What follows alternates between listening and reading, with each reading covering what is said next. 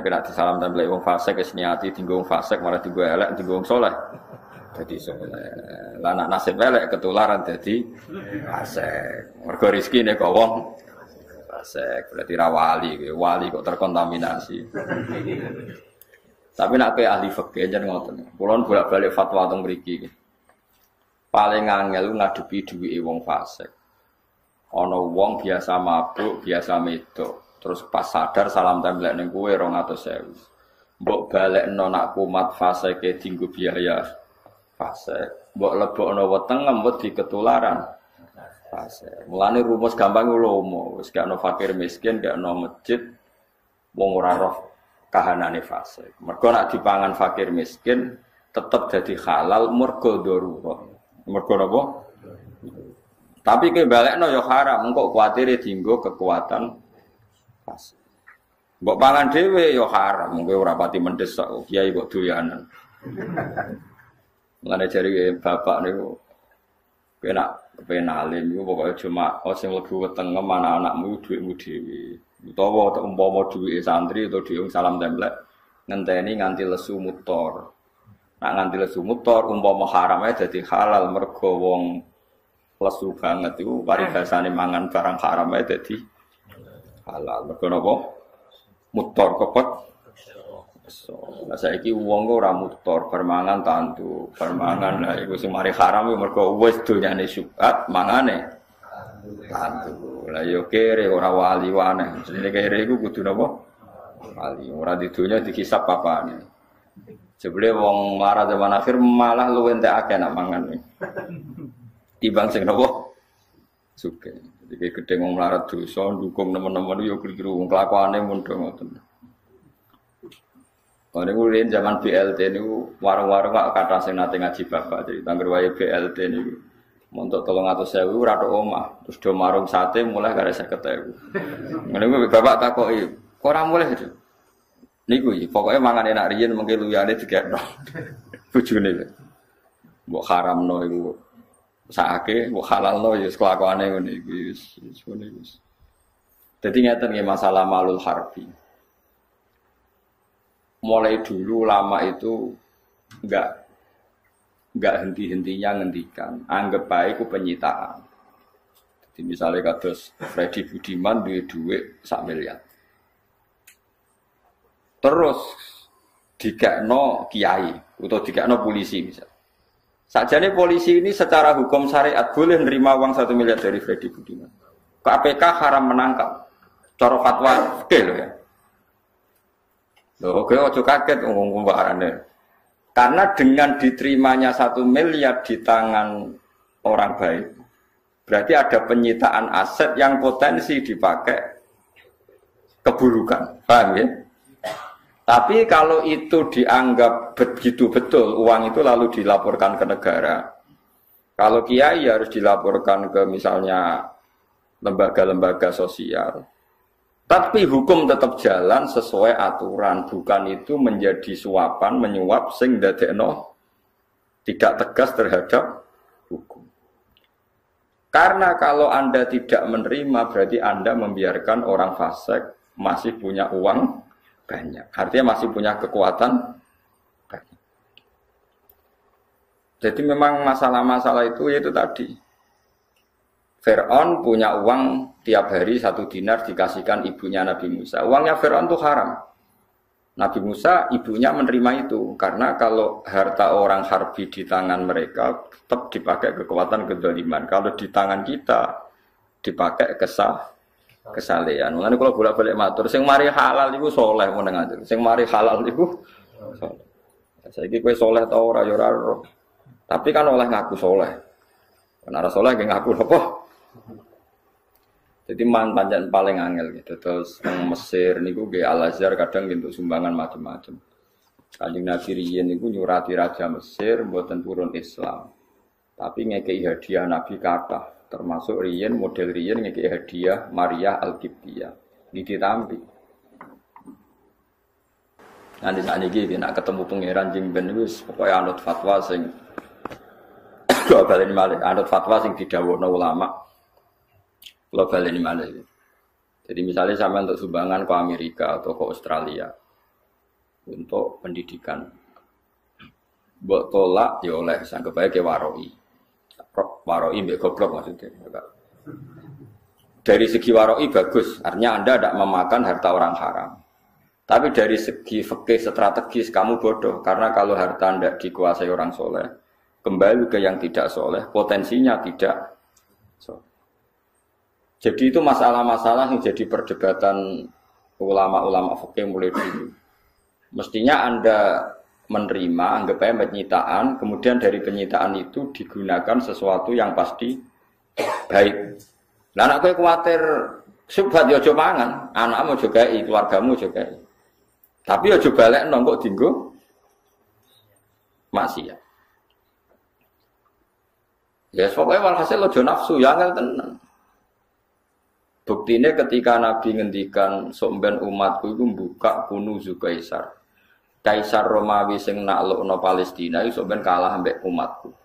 Sing ngendikane Nabi walatun fikunna kunuzaha fi sabilillah. Lalu aset-aset itu menjelma atau akan diinfakkan oleh kalian fi sabilillah. Dulu misalnya istana putih. Istana putih itu tentang Philadelphia sing sakniki nderek Jordania. Niku riyen sing buka Umar. Riyen andarane yo Qasrul Baydha. Dadi White House sing teng Amerika niku niru Philadelphia sing teng putih. Jordan karena kota Kristen. Riyen Nabi istilahnya Qasrul Baydha, gedung napa?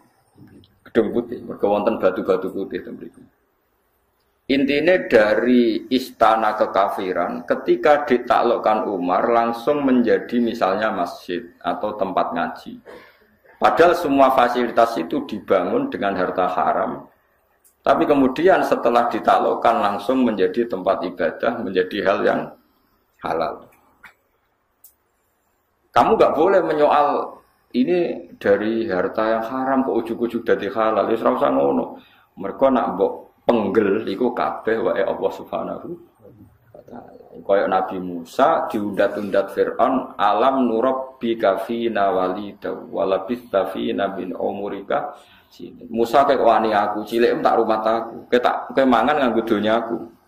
Pangeran bela nabine. Jare sapa waekmu? Waekku jare. Jare sapa iku donyane Firaun? Donyane sinten? Allah Subhanahu wa taala. Lah padha kira usah takok, kena apa Nabi nak perang menang kok donyane wong kafir disita.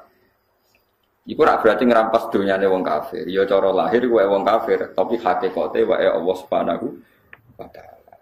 Dan Nabi kalau tidak menyita malah salah karena membiarkan harta milik orang kafir dan nanti dipakai kekuatan, kefasikan. Nah, itu beda mek perang kados teng Syria sakniki. Riyen perang riyen niku enak. Sing Kanjeng Nabi mesti bener, Abu Jahal Abu Lahab mesti salah. Lah perang saiki kan pemimpinnya ora mesti bener, musuh ora mesti salah. Lha iku sing bedakno konteks sekarang sama konteks dulu. Lan Imam Malik nanti ditanggapi. Ya Imam Malik, apakah ketika kita keluar dari imam itu berarti kita bukhot orang yang melawan imam? Jadi Imam Malik, nak pemimpinnya kaya Umar bin Abdul Aziz, kowe nglawan ya bukhot. Tapi nak pemimpinnya fasik, engko wong fasik rak musuh wong fasik ben kono ben mati bareng dari Imam Malik jare ben kono ben mati napa? Bareng. Karena kudeta-kudeta dalam sistem mulkan, guys, dalam sistem kerajaan itu mesti seperti itu. Bashar Assad yang mempertahankan kekuasaannya, yang pemberontak juga demi akses-akses politik internasional sing mbok kono niate. Tapi sama-sama kowe ngerasa sahid iki ra jelas benere, kowe ngerasa sangit ya ora jelas salahe.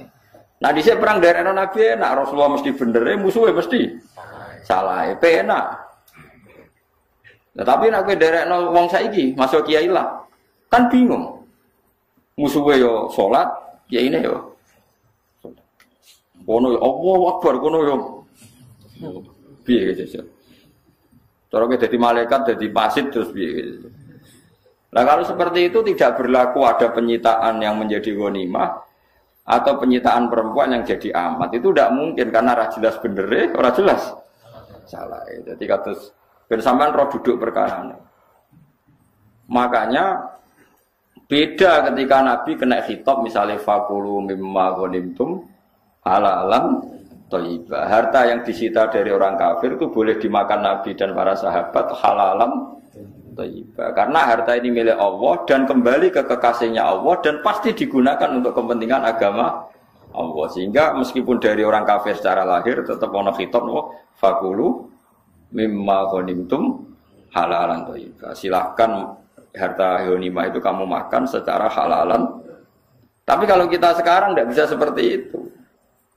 Kita dekat orang kafir sampai untuk proposal duit, ternyata kita mudahana sama mereka, kita basa-basi sama mereka.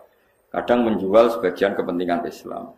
Ya itu yang mari haram. Tapi nak balik no, ya mungkin haram juga karena pasti menjadi kekuatan orang. Hingga misalnya ono tukang judi nyalami templek kula 1 juta. Gus, kula lagi kepen waras, kepen ngaturi duit jenengan 1 juta. Terus rata tompo. Orang-orang cuma aku mau nampa duit haram. Baru balik, beneran tak gue tombok meneh kan, malah repot kan. Nah, biasa ngelonte misalnya 1 juta tombok, beneran rasi itu, kena tak gue tuku neh, malah repot tuh. Wes tombok ae. Kalau nama Mustafa anak gelem tak ana ruhin, gak gelem nes, gue bangun jembatan wes bener. Terus pokoknya penting aja mlebu wetengmu, sarane ulama-ulama dulu gitu. Kamu nyita itu pakai hukum fikih supaya enggak dipakai orang zalim. Saya ulang lagi, kamu nyita itu niati supaya enggak dipakai zalim lagi. Tapi jangan kamu makan karena kamu takut kemasukan harta nopo haram. Bon niku benar.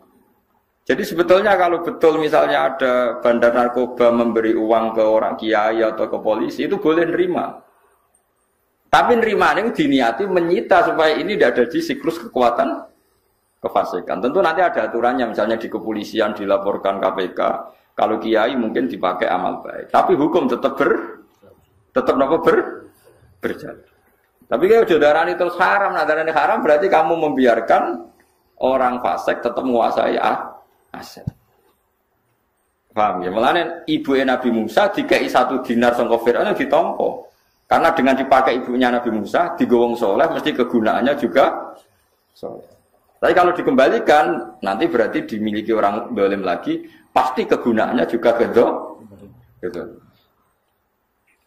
Paham juga lo maksudnya dari Imam Suyuti wa akhadatha, kenapa ibunya sinten Musa menerima upah dari keluarga Fir'aun padahal upah ini pasti dari aset keharaman mergo li annaha malu harobiyin karena itu dunyane wong kafir harbi. Kalau dikembalikan berarti menjadi aset atau kekuatan keharobian, kekuatan kefasikan. Jangan paling angel ini bab-bab mana kita duwe nafsu. Kita paling repot mari di nafsu. Kumpul wong ayu syahwat, kumpul wong elek ngenyek jeneng repot manusa. Dosa tok. Ya padha gedene. Kowe syahwat mek wong ora bojomu ya dosa tenan. Kowe ngenyek wong untune metu ya dosa tenan. Ya repot. Kumpul wong sugih ke tomak ya dosa, kumpul wong cilik nyepelekno